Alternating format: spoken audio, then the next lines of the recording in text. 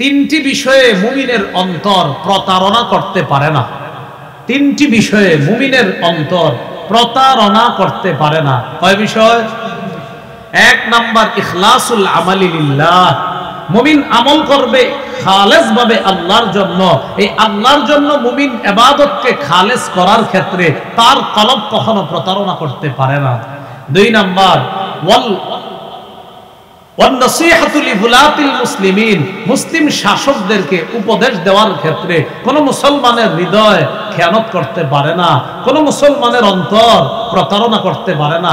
মুসলিম শাসক ভুল করলে তার ভুল ধরায়া দেওয়া, তাকে উপদেশ দেওয়ার ক্ষেত্রে মুসলমানদের হৃদয় প্রতারণা করতে পারে না। তিন, সর্ববৃহৎ হক দলের সাথে আঁকড়ে থাকার ক্ষেত্রে মুসলমানের কলব খেয়ানত করতে পারে না, প্রতারণা করতে পারে না। হক বড় দল, এই বড় দলের সাথে সব সময় নিজেরে লাগায় রাখার ক্ষেত্রে কলব প্রতারণা করতে পারে না।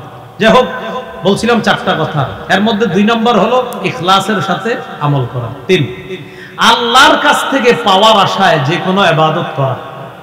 আল্লাহর কাছ থেকে পাওয়ার আশায় যে কোনো ইবাদত করা।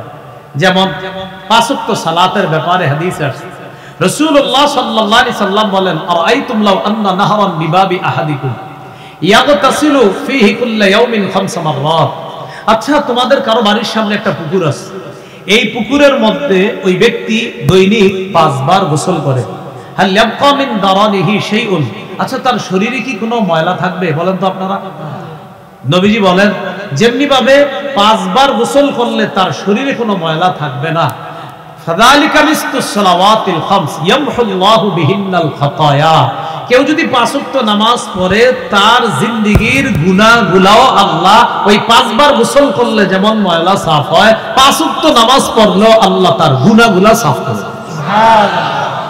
তাহলে ইবাদত করতেছি আল্লাহর কাছ থেকে পাওয়ার আশা, আল্লাহ গুনাহ মাফ করবে। কি মাফ করবে? আল্লাহ গুনাহ মাফ করবে, এই আশায় আমরা ইবাদত করতেছি। আবু দাউদের একটা বর্ণনা আসছে, কথার কথা 516 নম্বর হাদিস।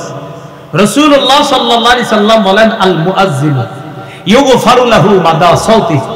মুয়াজ্জিন আযান দেওয়ার পর তার আযানের মিটার যতটুকু পর্যন্ত যায়, আওয়াজ যতটুকু যায়, এই পরিমাণ মানে ব্যাপকভাবে তার গুনাহগুলো ক্ষমা করে দেওয়া হয়। ওয়া ইয়াশহাদু লাহু কুল্লু রাতবিন ওয়া ইয়াবিস। যত শুকনা ভিজা জিনিস তার আযান শুনছে, কিয়ামতের ময়দানে সবাই তার পক্ষে সাক্ষী দিবে। তাহলে যে আযান দিবে, আসে আযান দেওয়া যে আল্লাহ আমারে মাফ করবে, আর শুকনা ভিজা সবাই আমার পক্ষে সাক্ষী দিবে। এই যে আল্লাহর কাছ থেকে পাওয়ার আশায় ইবাদত করা, এগুলো 3 নাম্বার। 4 নাম্বার, মানুষকে না দেখানোর জন্য ইবাদত করা। বলেন, মানুষকে না দেখানোর জন্য। যেমন আলেম এলেম শিখছে, এলেম শিখার পর তার টার্গেট হলো আমি মানুষকে দেখাবো, আমি মানুষকে দেখাবো। নাউজুবিল্লাহ, পরিণতি কি হবে? জাহান্নাম। নাসাইর একটা বর্ণনা শুনলে আমাদের স্পষ্ট বুঝে আসবে, 3140 নম্বর হাদিস। এই হাদিসের মধ্যে আসছে, আল্লাহ রাসূলকে বলা হলো, আরাইতা রাজুলান, হুজুর ওই ব্যক্তির ব্যাপারে আপনি কি বলেন? গাজা, যে ব্যক্তি জিহাদ করেছে, টার্গেট ইয়ালতামিসুল আজরা ওয়া যিকরা মা লাহু ইয়া রাসূলুল্লাহ। হুজুর এক ব্যক্তি জিহাদ করছে, জিহাদে তার নিয়ত হলো প্রতিদান পাওয়া আর নাম কামানো, দুইটা। নবীজি সাল্লাল্লাহু আলাইহি সাল্লাম বললেন, লা শাই আলাহু, সে কিছুই পাবে না। আদাহা সালাসা মাররাত, প্রশ্নটা নবীরে 3 বার পুনরাবৃত্তি করা হলো নবীর কাছে। নবী প্রতিবারই বললেন, লা শাই আলাহু, লা শাই আলাহু, লা শাই আলাহু, সে কিচ্ছু পাবে না, সে কিচ্ছু পাবে না, সে কিচ্ছু পাবে না।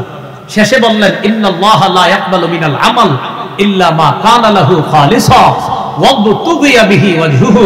আল্লাহ ততক্ষণ আমল কবুল করেন না যতক্ষণ আমলটা আল্লাহর জন্য না হয় এবং আল্লাহর সন্তুষ্টির জন্য না হয়, ততক্ষণ আমল আল্লাহ কবুল করে না। প্রিয় মুসলমান ভাইরা, সব ইবাদতের করার আগে কয়টা কথা মাথায় রাখবো? বলেন সবাই। পরিশুদ্ধ নিয়ত, ইখলাসের সাথে আমল, রবে আল্লাহর কাছ থেকে পাওয়ার আশায় আমল। 4 নাম্বার, মানুষকে না দেখানোর জন্য আমল। মনে থাকবেন ইনশাআল্লাহ এটা। ওয়ামা উমিরু ইল্লা লিয়াবুদুল্লাহা মুখলিসিনা লাহুদ্দিন হুনাফা। তাদেরকে আদেশ করা হয়েছে তারা ইবাদত করবে, আনুগত্যকে আল্লাহর জন্য খাঁটি করে একমাত্র আল্লাহর জন্য তারা ইবাদত করবে। ওয়া ইউকিমুস সালাহ, নামাজ কায়েম করবে, ওয়া ইউতুজ যাকাত, যাকাত আদায় করবে। আমরা কত দোয়া করতেছি, আল্লাহ বৃষ্টি দেন, বৃষ্টি দেন, বৃষ্টি দেন, কিন্তু আপনি কি জানেন রহমতের বৃষ্টি না আসার সবচেয়ে বড় এক কারণ হলো যাকাত না দেওয়া। মানে আপনারা বললেও ঠিক, না বললেও তো ঠিক, কারণ নবী হাদিসে বলছে, আপনি ঠিক কইলেও ঠিক, না কইলেও ঠিক। রাসূলুল্লাহ সাল্লাল্লাহু আলাইহি সাল্লাম বলেন, ওয়ালাম ইয়ামনাউ যাকাতা আমওয়ালিহিম ইল্লা মুনিআল কাতরা মিনাস সামা, যেই দেশের মানুষ যাকাত দিবে না ওই দেশে আল্লাহ রহমতের বৃষ্টি বন্ধ করে দিবে। হ্যাঁ, এরপরেও দেখবেন বৃষ্টি হবে, ইনশাআল্লাহ বৃষ্টি হবে, কিন্তু বৃষ্টি কেন হয়? নবী বলেন, লাউলাল বাহাইম লাম ইউমতারু, চতুষ্পদ জন্তুগুলা যদি দুনিয়াতে না থাকতো, বৃষ্টি আসলে হাঁস খুশি হয়, জলহস্তি খুশি হয়, এই প্রাণীগুলা না থাকলে আল্লাহ বৃষ্টি দিতেন না। তো বৃষ্টি যদি আসে, মনে করেন না আমগো উপর খুশি হয়ে আল্লাহ দিচ্ছে। নবী কয়, চতুষ্পদ জন্তুকে খুশি করার জন্য আল্লাহ বৃষ্টি দেয়, ওই বৃষ্টি তোমরাও পাও। মনে রাখবা, তোমাদের অপরাধের কারণে আল্লাহ রহমতের বৃষ্টি বন্ধ করে রাখে, ওইটা দেয় না। প্রাণীদেরকে আনন্দ দেওয়ার জন্য বৃষ্টি আল্লাহ দেয়, সেটা তোমরাও পাও। তো আমাদের দেশে যাকাত অনাদায়কারীর সংখ্যা কম না বেশি?